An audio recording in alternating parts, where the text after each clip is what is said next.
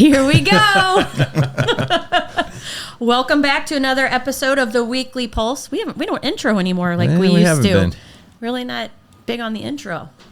So Jumping right into it. Yeah, we're jumping right into it. We got a great topic for you today, carrying on with our theme of stress, which we've talked about for a couple weeks. But now today we're going to talk about stress and decision making and how it's the silent assassin. Silent assassin. But before we dive in on that, we just have a couple reminders for everybody. First up, Josh is going to fill us in on Nutrition Summit, the latest and greatest, and how to get signed up. Yeah, head to our website, pulse-training.com. We've got about a week left. Signups are going great, but we've still got some spots open. It starts on March 3rd, Monday, March 3rd, 6 p.m. So like I said, yeah, week to go or so. Yep, and it's all online. We're going to utilize Google Meet, so you can catch replays certainly if you can't be there in person every week. But we sure hope anybody who signs up can be online when we're live, because it's going to be interactive and fun, and we're going to learn a lot. Yep, you don't want to miss out, so get signed up. Okay, we'll link that in the comments. And then the next event that we still have coming up is the St. Patty's Scavenger Hunt, which I know Jeff is hard at work on getting a lot of fun clues together for us. This will be the 5th year, so a whole new set of clues, right, Jeff? Yes, actually, I felt a little bit of sarcasm in that, Tina, and I'll have you know, I have a Google Doc with some clues already going. I am ahead of the game. I am impressed because he is very good at note-taking and planning ahead. So I just wanted to fit in. Yes, so we are doing that on March 22nd. We'll link that sign up as well. Teams of 4 to 6. Lots of fun. We're going to be at Unwind. There's going to be tents, food trucks, fun. We are going to donate the proceeds to the Highland Fire Department Auxiliary. They are the beneficiaries this year, and they are excited to also team up with us and help us out that day. So I, for one, am looking forward to things in the spring, and that certainly will be on the 2nd day of spring, right? Is the March 20th. And as cold as it's been, it's a guarantee the weather is going to be awesome on March 22nd. Guaranteed. It's a guarantee. It's guaranteed. Don't wait for the weather. It doesn't matter. It's probably going to be 50, 60 degrees, sunny, no wind, all the things. Yes, it's going to be good. Wait. Yes, So, I can't wait either. Undeniable. And we'll have a lot of fun things. Always new surprises in store. I'm sure they're all on the Google Doc. Yep, and I got to know, have you ever had stuff on a Google Doc a month ahead of time? No. No. So, Tina, it's working. I don't know where our clapping button is, but we need it right now. Okay, well, into the show today, stress and decision making, which Jeff had talked to us about yesterday as the silent assassin. And I think it's very relevant in today's decision-making process that people go through. We see it with our clients all the time at the gym, right, guys? Yep. It's just stress is part of life, and then how we're managing it and dealing with it and how it's affecting our decision-making isn't as simple as it might sound. So why don't you kick us off with what what your thoughts were on this? Because it's really great. The first thing is why is it the silent assassin? And just kind of gave it that nickname yesterday because everybody has stress, like you said, it's undeniable, but they're not linking it to what their struggles are. So if somebody's nutrition isn't good, that all they say is my nutrition is bad and I just need to fix my nutrition. But the reality is it probably isn't your nutrition knowledge that's off. It's the stress from something else that's causing your nutrition to be poor. Or the reason you get poor sleep is because something is stressing you out, and that's what's affecting your sleep. So then you don't sleep well. You only get 3 or 4 hours. Well, guess what that does? Affects your nutrition, and then affects your exercise habits. So it's this vicious cycle that people go through, just trying to fix the link that they think is broken, but having no idea that it's the stress from something else that's buried, and they haven't wanted to go there to figure out that that's what it is, or / really haven't put the correlation together that the work from my stress is affecting the way that I eat, and all the things sandwiched in between might have little mini fractures, but there's probably one major link that's broken that's affecting all the other things from being fully connected and make the whole health cycle go round. I hope this makes sense. Yeah, I mean, one of the examples that I feel like we talked about yesterday was just like if someone, just to put this in the simplest of terms, if someone wakes up and they didn't sleep well and they're just like, well, I'm just tired, I didn't sleep well, and then they stop there, right? Isn't that what we see? Like you're just stopping at that first part. Yeah, I just need to get better sleep. If I Yeah. just get better sleep, then this, and this will all, I won't be so tired if I just get better sleep. And Right, but with the question stops. the chain linking that you're talking about, it's now we're going to go further back in time. Yeah. So we got to go farther back and start asking ourselves this annoying question of why. We're going to be like a 5-year-old or like me. My wife hates it. She's like, why do you always ask the question why? Why can't you just say yes?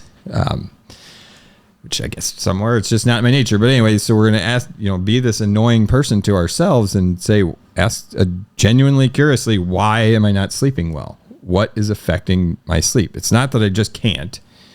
Something is happening that's causing me to not be able to sleep. And again, this is an example, exception to every rule. Some people do have sleep issues that it is what it is, but more than likely there's something going on that's causing you to lose sleep. Or if this isn't a normal thing and this is a little bit out of character. Right. And so when it happens a lot, right, when we notice that things are happening more often, that's when we might be able to identify that as something that is causing stress. Yeah. Or if you normally sleep well and then all of a sudden it's been a month or two and you're not sleeping well. Okay, well, what's going on? What's the link? It's not just the sleep. Okay. When you're asking these questions, how do you know when you've gone far enough back? So that's the tricky part, is it's going to be some trial and error in this. But to keep going back, at some point, something's going to probably become emotional. You're going to feel something and it's going to be like, it might be a little bit gut wrenching. It might be a hard look in the mirror, like, oh, damn. It's this. And you're going to probably feel something in your gut. Like when you just say it's your sleep, you don't feel nothing. It's like, I'll just go to sleep earlier. I'll just lay down earlier, and then, now you're laying there for 2 or 3 hours. You can't fall asleep. Something's probably on your mind. And whether you're directly thinking of it or not, it's still going to keep you up or affect what's happening. Okay. So let's say that somebody has identified something it's happening. You're aware that there is some stress that's creeping in. It's affecting decisions that you're making. You know it's happening. You've identified it. You've identified it. And now you want to get to that point where you want to resolve it. And that's where we're going to get into these why questions. So let's think of something that we can, run through the whys, because we're so willing to stop early without So digging in. Let's use the example that I gave you guys yesterday. Why, where this kind of stemmed from, or the topic stemmed from, was, so I've been working with other coaches online, trying to help them become better coaches. And so one lady was sharing with me a story from one of her clients, and the lady her client wasn't sleeping well. And she's like, of course she's not sleeping well. She drinks 6 cups of coffee. And as a coach, I could see she was being irritated with her customer. And the first question I asked was, why does she drink 6 cups of coffee? So their roadblock was she was never going to figure out the solution of the sleep because she was stuck on it was just the 6 cups of coffee. Right. So just stop drinking coffee. It was her solution, which that's not emotional.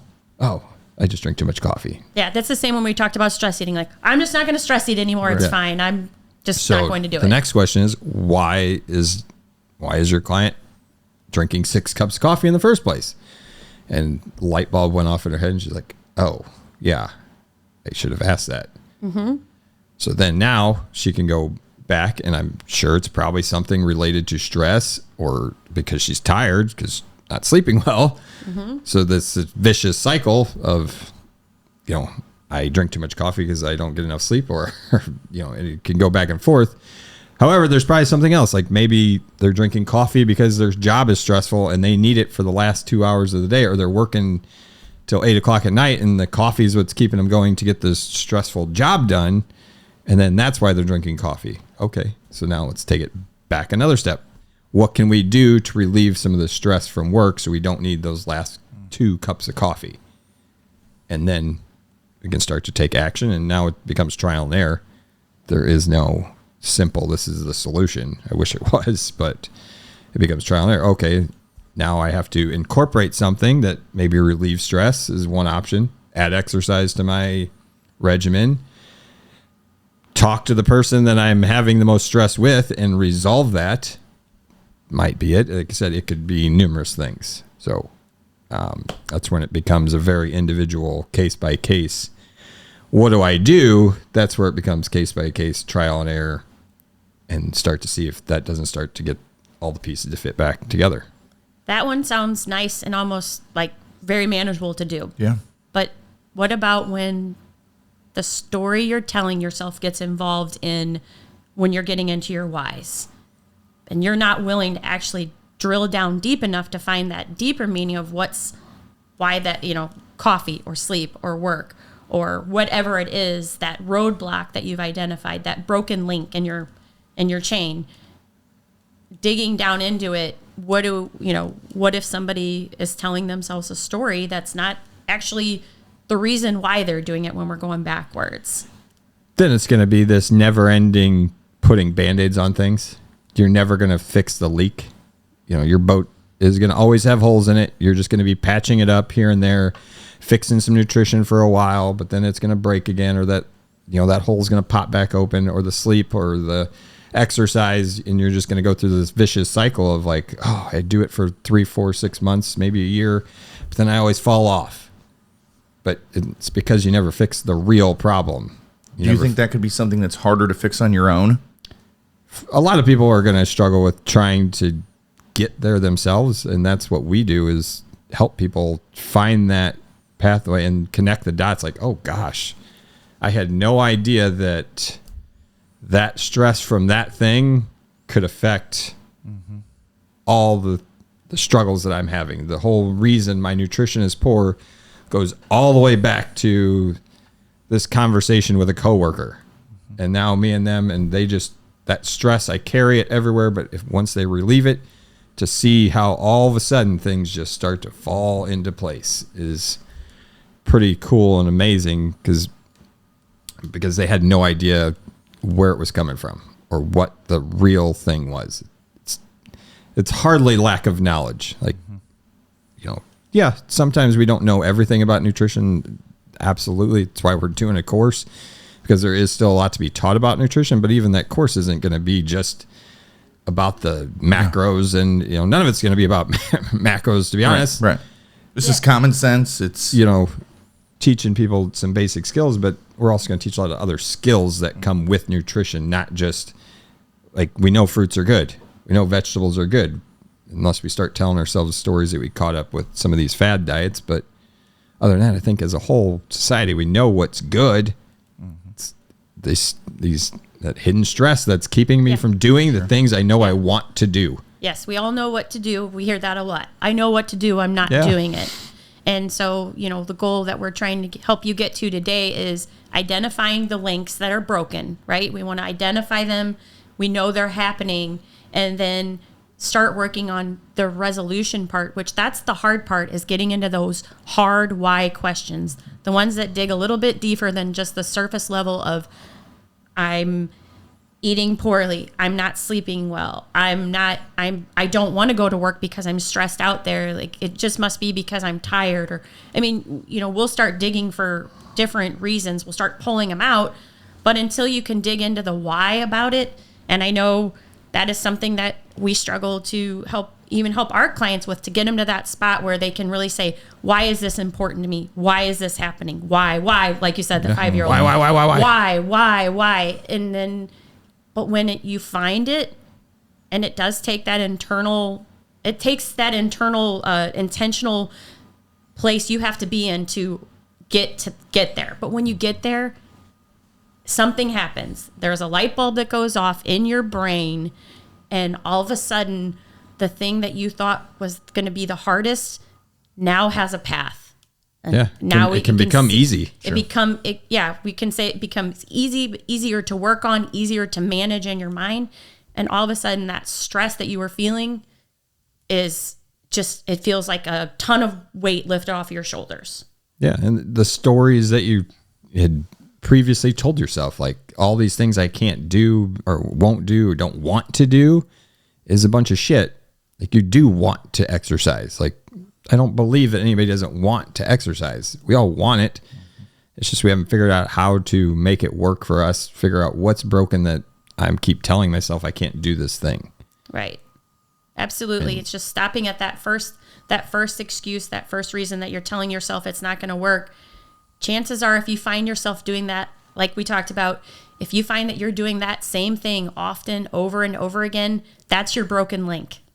That's when it's time to stop, slow down and say, hey, okay, why? And just keep asking why until it hurts a little bit. Maybe it might hurt just a little bit. Yeah.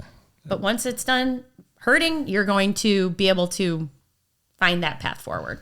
Yeah, it's going to have to hurt. So like I said, and just think too, like if you've, and it doesn't always have to be something deep. Maybe it is like stress. Everybody's got it. If you're somebody who doesn't exercise at all, maybe all you need to do is add exercise. And that is enough of the stress relief that you need to solve all the rest of your problems, or finding time for just yourself, quiet space, or whatever. I made a joke about the Calgon commercial yesterday, like for Calgon, take me away. And I was joking around, like, I don't have time for Calgon to take me away. But Jeff brought up a great point. What did you say? What did that actually mean?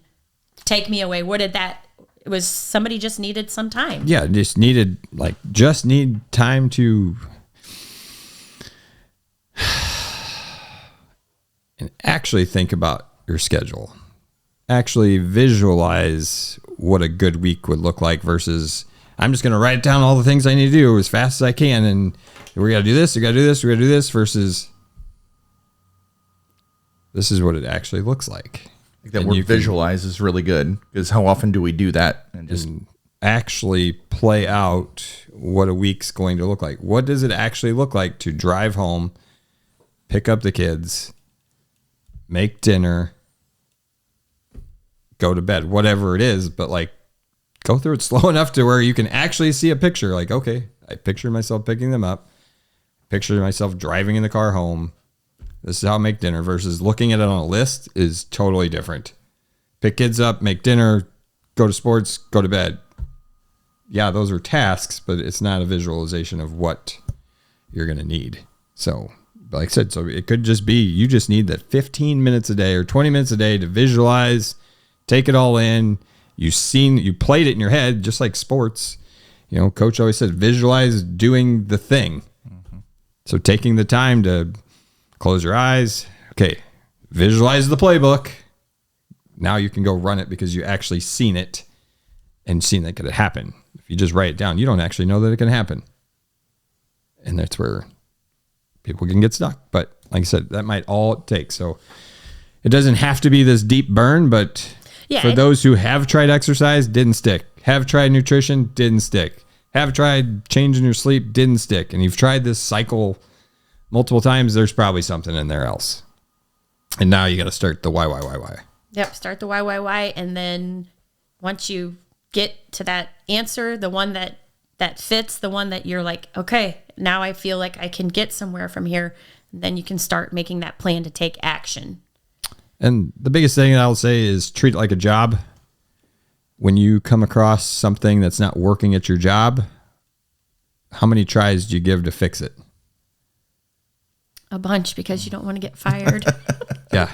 So you keep trying and trying and trying. You try it until you come up with a solution that works. Same thing. Yeah. Often people want to give up after the first thing didn't go well. Obviously, you don't get fired from yourself, but you kind of do.